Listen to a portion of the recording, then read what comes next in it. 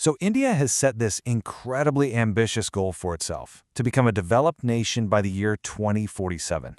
But a vision like that goes way beyond just economics or new infrastructure.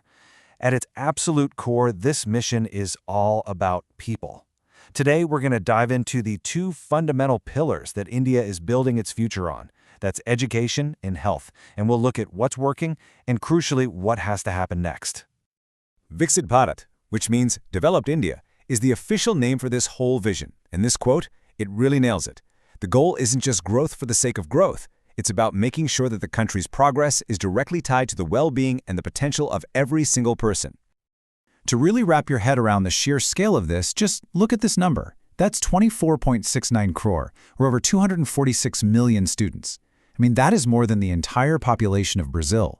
India is running one of the largest school systems on the entire planet, which is, as you can imagine, both a massive challenge and an absolutely incredible opportunity.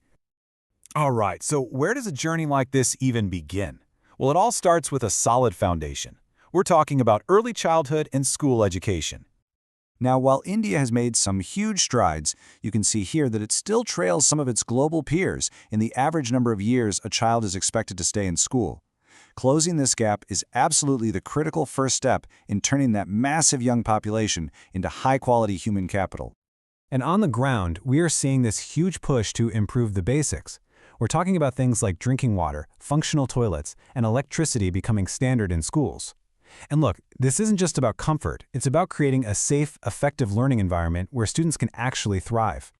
But getting kids into primary school is one thing. The next major hurdle is keeping them there, especially through their teenage years, and making sure their education actually connects to real-world opportunities. And this number, it's a pretty stark one. Nearly 2 crore, that's 20 million adolescents between the ages of 14 and 18 are currently out of school. This is that critical age where education should be cementing their future, but for millions, the journey just gets cut short. So the big question is, why are they leaving? Well, the single biggest driver, at a huge 44%, is the need to help supplement the family's income. It's a really powerful reminder that for so many families, the decision to keep a child in school is first and foremost an economic one.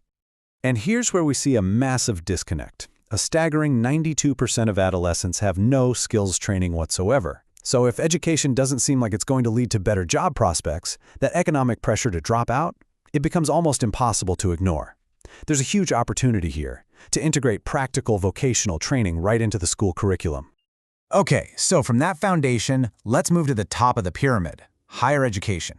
India has seen this phenomenal expansion here, but the new challenge is making sure these institutions aren't just centers of learning, but are actually engines of innovation that are deeply connected to the needs of a modern economy. Just look at these numbers. The growth has been absolutely explosive. The number of universities has nearly doubled in a decade. Medical colleges more than doubled. This expansion has dramatically improved physical access to higher education for millions of young Indians. But all this improved access creates this really fascinating tension. For every one international student that India manages to attract, 28 of its own students go abroad to study. This is the classic brain drain challenge, and it represents a huge loss of top talent. It really highlights the urgent need to build globally competitive institutions right there at home. An educated population can only reach its full potential if it's also a healthy one. And this brings us to our second pillar. And just like the economy is changing, so are the health challenges. India is facing this profound shift in the very nature of the diseases affecting its people. For generations, the main health battle in India was against infectious or communicable diseases. But the front line has completely moved. Today, non-communicable, lifestyle-related diseases, think heart conditions, diabetes, are responsible for nearly 60% of all deaths. And the single biggest threat? Cardiovascular diseases. They are now the #1 killer for both men and women. This isn't some abstract trend, it's a new public health reality, and it's being driven by very modern risk factors. So what are those risk factors? Well, here's a big piece of the puzzle. Nearly 1 in 4 women in India is now classified as overweight or obese, which is a key precursor to many of these non-communicable diseases. And then there's this number, and it is just stunning. a 40-fold explosion in the consumption of ultra-processed foods, or UPFs, in just over a decade. This dietary shift is happening at a breathtaking pace, and it's a primary driver behind the rise in obesity and all the related health crises. Okay, so we've laid out the core challenges in both education and in health. So what's the game plan? Let's take a look at the solutions that are required to secure India's human capital for the decades to come. First things first, let's clearly define the villain in this health story. UPFs aren't just junk food. They are industrial formulations, specifically designed to be cheap and hyper-palatable. They push whole foods out of the diet and are scientifically linked to a whole range of poor health outcomes. So how do you fight back? Well, this is a clear, actionable, three-step strategy. It's not just about telling people to eat better, it's about changing the entire food environment. That means restricting ads aimed at kids, using clear warning labels that people can understand at a glance, and making the unhealthiest options more expensive.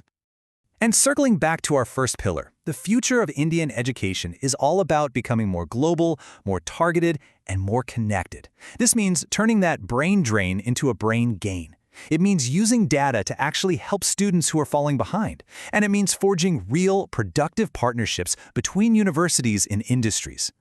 And this really is the question that brings it all together.